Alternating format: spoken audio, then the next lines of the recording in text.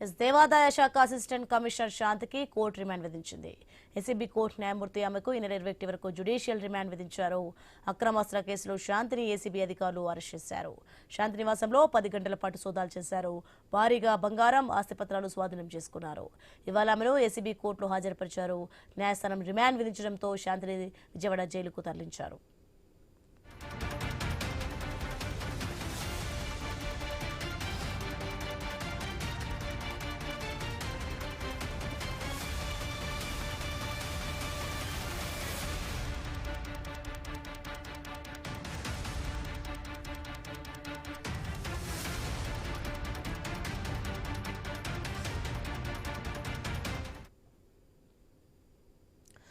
దేవాదాయ శాఖ assistant commissioner శాంతికి కోర్టు రిమాండ్ విధించింది. ఇక ఏసీబీ కోర్టు న్యాయమూర్తి ఆమెకు ఈ నెల 21 వరకు జ్యుడిషియల్ రిమాండ్ విధించారు.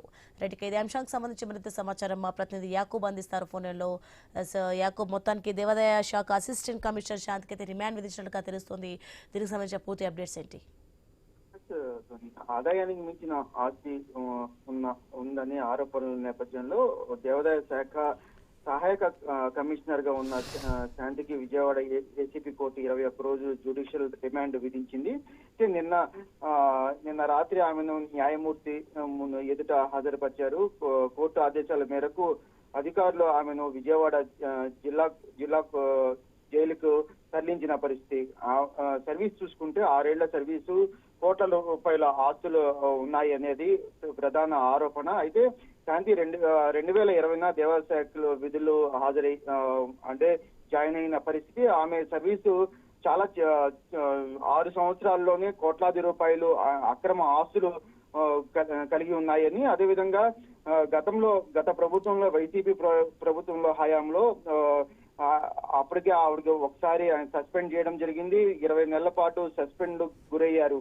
ఆ తర్వాత కూటమి ప్రభుత్వం వచ్చిన తర్వాత కూడా మరోసారి సస్పెండ్ కూడా చేసిన పరిస్థితి. ఈ పరిస్థితుల్లో శాంతి సస్పెండ్ కూడా ప్రస్తుతం ఎత్తివేయడం జరిగింది. ఈ నేపథ్యంలో గత ప్రభుత్వంలో వైసీపీకి సంబంధించిన మాజీ ఎంపీ విజయసాయి రెడ్డి పేరు కూడా ఎక్కువగా వచ్చిందని కూడా చెప్పుకోవచ్చు. ఈ వివాదంలో ఆయన కూడా చిక్కుపడ్డారు. గతంలో ఈ విషయంలో విజయసాయి రెడ్డి ఇంటికి వెళ్ళడం, విజయసాయి రెడ్డితో మాట్లాడడం కూడా జరిగిందని కూడా వార్తలు రావడంతో పెద్ద ఎత్తున ఈ ఆరోపణల నేపథ్యంలో పోలీసులు కూడా కొంత విచారిస్తున్న పరిస్థితి కూడా నెలకొని ఉంది. అయితే కీలకంగా గత 6 సంవత్సరాల్లో ఈ ఆస్తులు దేవాదాయ శాఖ అసిస్టెంట్ కమిషనర్ గా ఉన్న నేపథ్యంలో భారీగా చేతులు డబ్బులు మారాయి అనేది కూడా ఒక ఆరోపణలు ఉంది.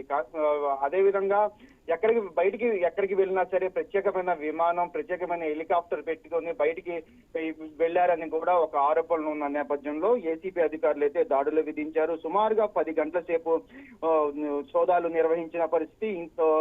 విశాఖతో పాటు విజయవాడ, అదేవిధంగా తాడేపల్లిలోని ఒక ఆవిడ విల్లాను కూడా ప్రస్తుతం ఏసీబీ పోలీసులు పూర్తిగా దర్యాప్తు చేసిన పరిస్థితి. ఈ పరిస్థితిలో 700 గ్రాముల బంగారంతో పాటు 76 గ్రాముల ఆవిడ వంటి మీద ఉన్న బంగారం కూడా స్వాధీనం చేసుకున్న పరిస్థితి కూడా ఉంది. సుమారుగా వెండి కూడా 3 కేజీల వెండి కూడా ఉన్న పరిస్థితి. ఈ పరిస్థితిలో పూర్తిగా అవన్నీ స్వాధీనం చేసుకున్నారు ఏసీపీ అధికారులు. నిన్న రాత్రి